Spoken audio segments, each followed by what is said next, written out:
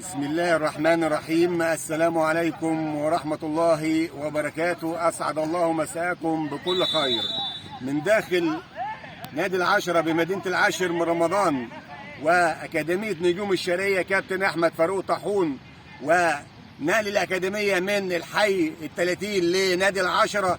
والحقيقة فعلا أول يوم النهاردة جينا خصيصا لتلبية دعوة الكابتن أحمد فاروق، وبسم الله ما شاء الله مع مجموعة من الشباب الصاعدين الواعدين ومجموعة من الناشئين المتواجدين معنا داخل الملعب، وبعض أولياء أمور الولاد المتواجدين معنا في الملعب. كابتن أحمد فاروق طاحون يعني زي ما قلت لحضراتكم نقل الأكاديمية من الحي ال30 لنادي العشرة بمدينة العاشر من رمضان، وكان في برضه مجموعة من الشباب الصغيرين قبل المجموعة الكبار دول عمل معاهم عمليات التدريب، وشفنا أكثر من لقاء للكابتن أحمد فاروق بيدرب الولد على الحمل التدريبي سواء داخل الملاعب أو على الرمال، وبيحاول يرفع من القوة البدنية بتاعة الولاد. وزي ما قلت لحضرتك كابتن أحمد، يعني لو سمحت يا كابتن أحمد، يعني زي ما قلت كابتن أحمد فاروق بيشتغل على الحمل البدني والتدريب للاعب، وشايفين بسم الله ما شاء الله مجموعة من الشباب. ونورت نادي العشرة يا كابتن أحمد، وعودة وبداية جديدة من الحي ال30 لنادي العشرة، ومنور نادي العشرة في مدينة العاشر رمضان. كابتن أحمد تقول ايه في بداية هذا اللقاء لأولياء الأمور وجميع الناس اللي بتشاهدنا النهارده في هذا اللقاء؟ السلام عليكم ورحمة الله وبركاته. شكرا للكابتن مشهور، ومنورنا ومشرفنا دايما على طول، والله منور العاشر ومنور في مركز البيس كله. وانا بشكرك على التقديمه الجميله ديت، ومنورنا في نادي العشرة، وان شاء الله يكون فتحه خير علينا يا جماعه ان شاء الله. الحقيقه كابتن احمد يعني بسم الله ما شاء الله، يعني شفنا في التدريبات اللي حضرتك كنت بتبثها على صفحتك تدريبات على الرمال ورفع الحمل البدني للاولاد، يعني بتلعب على جميع الجهات للعيبه، عاوز تقوي الجسمان بتاع اللاعب. وزي ما قلت لحضرتك يعني انت راجل بتلعب على جميع الشقين سواء الملعب هنا او في الرمال ورفع الحمل البدني. هو اهم حاجه عند اللاعب بالذات لاعب كره القدم الاول، اهم حاجه عنده العامل البدني، بعد كده بنخش على العامل التكتيكي والتعامل التكنيكي اللي بعد كده. اهم حاجه رفع اللياقه البدنيه عند اللاعب، هي دي كره القدم. اي لاعب عشان يبقى لعيب صح لازم يكون واقف على رجله صح، ويقف على رجله صح منين؟ من التدريبات البدنيه ورفع اللياقه البدنيه عنده ان شاء الله. يعني يا كابتن احمد يعني شايفين مجموعه من الشباب الصغيرين، وكان في مباراه قبل المباراه دي، وان شاء الله دي بدايه موفقه في نادي العشرة. وانت لك من حي ال30 لنادي العشرة يعتبر في قلب مدينه العاشر من رمضان.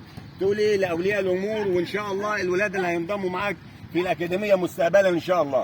ان شاء الله يعني ان شاء الله تكون خطوه ممتازه لجميع اللاعبين. ونادي العشرة دوت هو يعني وسط البلد بالعشر مرات زي ما بيقولوا، وحاجه ان شاء الله تكون حاجه كويسه للعيبه ومستقبل كويس للعيبه ان شاء الله، وربنا يوفقنا ويوفقهم ويكون فتحه خير علينا يا جماعه ان شاء الله. يعني يا كابتن احمد يعني ان شاء الله مستقبلا ان شاء الله كده استقرار في مدينه العاشر من رمضان، يعني ما عادش فيه الحي ال30، هو استقرارك حاليا في نادي العشرة بمدينه العاشر من رمضان.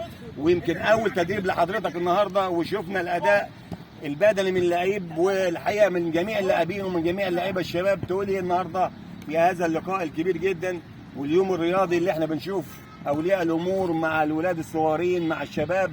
وزي ما قلت لحضراتكم دي بدايه خير ان شاء الله. ان احنا الناشئ يا جماعه مش عاوزين اللاعب مثلا ان كان يوصل صلاح او ميسي او الكلام دون، احنا يكفي ان احنا بنبعد اللاعب عن الشارع وعن اصدقاء السوق ونبني القوه البدنيه بتاعته يا كابتن احمد.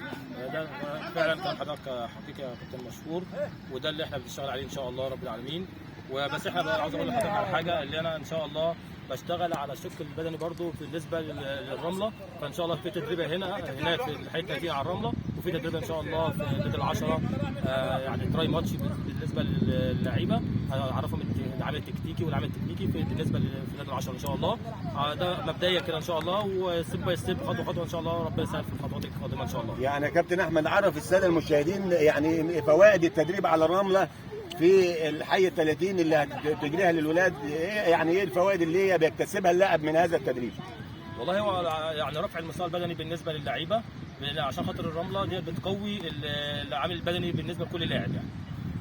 سعيد يا كابتن احمد باللقاء السريع ده مع حضرتك، وان شاء الله لينا لقاءات كتيره جدا الفتره القادمه ان شاء الله يا كابتن احمد. يعني بدايه موفقه ان شاء الله في نادي العشرة بمدينه العاشر من رمضان. اعزائي المشاهدين في نهايه هذا اللقاء الممتع والجميل جدا مع الكابتن احمد فاروق طاحون واكاديميه نجوم الشرقيه بمدينه العاشر من رمضان من نادي العشره، وكلمه اخيره يا كابتن احمد للمشاهدين. ان شاء الله يكون الناس نتمنى دعواتكم كلها ان شاء الله بالتوفيق والنجاح لينا وللجميع ان شاء الله. بالتوفيق يا كابتن احمد. اعزائي المشاهدين، سعدت بصحبتكم، والى ان نلتقي في لقاءات اخرى اترككم في رعايه الله، والسلام عليكم ورحمه الله وبركاته.